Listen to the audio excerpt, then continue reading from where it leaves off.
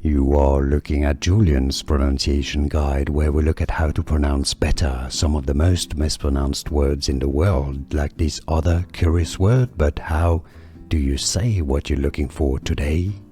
Let's learn how to pronounce the name of this cape located in the south of France near Cannes and Monaco, Saint-Tropez.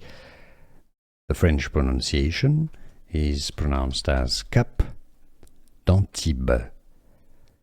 Cap d'Antibes. If you cannot pronounce French perfectly, you can say it as Cap d'Antibes.